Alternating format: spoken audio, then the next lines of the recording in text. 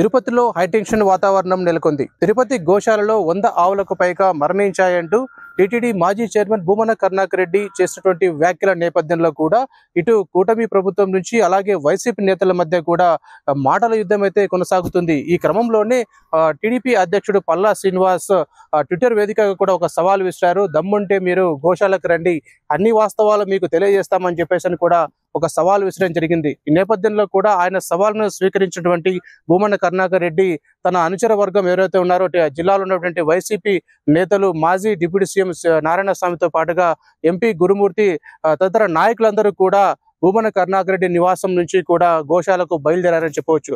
ఈ నేపథ్యంలో కూడా స్థానికంగా ఉన్నటువంటి పోలీసులు వారిని అడ్డుకొని హౌస్ అరెస్ట్ చేసినటువంటి పరిస్థితి ఉంది. పూర్తి స్థాయిలో ఆ పోలీసులను దాటుకొని కూడా వారు రోడ్డు మీదకి వచ్చి అక్కడ రోడ్డు పైన పడుకొని నిరసన వ్యక్తం చేస్తున్నారు. గోశాలకు తమను అనుమతించాలి, సవాలు చేసిన తర్వాత ఎందుకు పోలీసులు తమను అడ్డుకుంటున్నారని చెప్పేసి కూడా భూమన కరుణాకర్ రెడ్డి ఏకంగా నేలపైన రోడ్డు పైన పడుకొని ఒక నిరసన వ్యక్తం చేస్తున్నటువంటి సిచ్యువేషన్ మనం చూస్తున్నాం. గోమాతలను కాపాడండి, అక్కడ గోవులకు ఆహారం లేక సరిగ్గా ఆహారం పెట్టకపోవడం వల్లనే ఆ గోవులు అక్కడ మరణిస్తున్నాయని చెప్పేసి కూడా భూమన కరుణాకర్ రెడ్డి ఒక ఆవేదన వ్యక్తం చేస్తారని చెప్పవచ్చు. సవాలు చేసినటువంటి వ్యక్తి ఎందుకు ఈరోజు వైసీపీ నేతలు ఆ ప్రాంతానికి వస్తున్నారంటే ఎందుకు జంకుతున్నారు, ఎందుకు పోలీసు బలగాలతో తమను నిలువరిస్తున్నారని చెప్పేసి కూడా ఆగ్రహం వ్యక్తం చేస్తున్నారు. పోలీసులు గోశాలకు అనుమతించేంత వరకు కూడా పూర్తి స్థాయిలో మేము ఇదే ప్రాంతంలో ఈ రోడ్డు పైననే ఇక్కడే పడుకొని నిరసన వ్యక్తం చేస్తామని చెప్పేసి కూడా భూమన కరుణాకర్ రెడ్డి చెప్పారని చెప్పవచ్చు. ఎవరైతే సవాల్ విసిరారో టీడీపీ అధ్యక్షుడికి కూడా భూమన కరుణాకర్ రెడ్డి ఫోన్ కూడా చేయడం జరిగింది.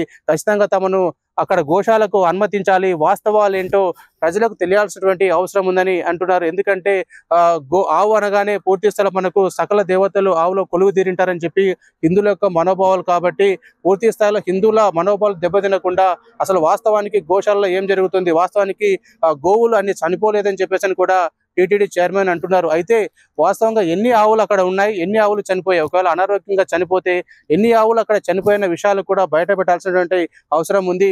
మేము చేసేటువంటి ఆరోపణలో నిజం లేదని చెప్పి ఏదో భూమన కరుణాకర్ రెడ్డి ఆరోపణలు చేస్తుంటే రాజకీయంగా చేస్తారని చెప్పేసి అంటున్నారు. కానీ తిరుపతి విషయంలో మేము రాజకీయాలు చేయాల్సిన అవసరం మాకు పట్టలేదు. ఎందుకంటే వాస్తవాలు వెలుగులోకి రావాలి, ఎందుకంటే గోవులు ఎక్కువ చనిపోతున్నాయి కాబట్టి ఆ విషయం బయటికి ప్రపంచానికి తెలియాలన్న ఉద్దేశంతో కూడా మేము ఈరోజు ఈ ఆరోపణలు చేయడం జరిగింది. పూర్తి ఆరోపణలు కాదు, ఇవి నిజమైన చెప్పాలని చెప్పవచ్చు. భూమన కరుణాకర్ రెడ్డి పూర్తి స్థాయిలో ఎక్కడెక్కడ ఏ ఆవులు చనిపోయాయో వాటి ఫోటోలు సహా కూడా ఆయన చూపించడం జరిగింది. ఈ నేపథ్యంలో కూడా ప్రభుత్వం తరపు నుంచి కూడా ఒక స్పష్టమైనటువంటి ఇది రాలేదని చెప్పవచ్చు. ఎందుకంటే గోశాలకు వెళ్ళినటువంటి ఎవరైతే బిఆర్ నాయుడు ఉన్నారో అక్కడికి వెళ్ళి ఆవులు ఎవరు చనిపోలేదని చెప్పేసి కూడా చెప్పడం జరిగింది. అయితే మాకు ఇంకా అనుమానాలు పోలేదు, ఖచ్చితంగా ఆ చనిపోయినటువంటి ఆవులను కూడా అదే ప్రాంతంలో పాతిపెట్టారు కాబట్టి ఎన్ని ఆవులు ఉన్నాయి వాటిని వెలికి తీస్తే తెలుస్తుంది కాబట్టి పూర్తి స్థాయిలో ఆ విషయాల్ని బయటికి వెల్లడించాలని చెప్పేసి కూడా భూమన కరుణాకర్ రెడ్డి డిమాండ్ చేస్తున్నారు. మొత్తం మీద తిరుపతిలో ఈ గోశాల అంశం పైన కూడా పూర్తి స్థాయిలో ఒక ఉద్రిక్తమైనటువంటి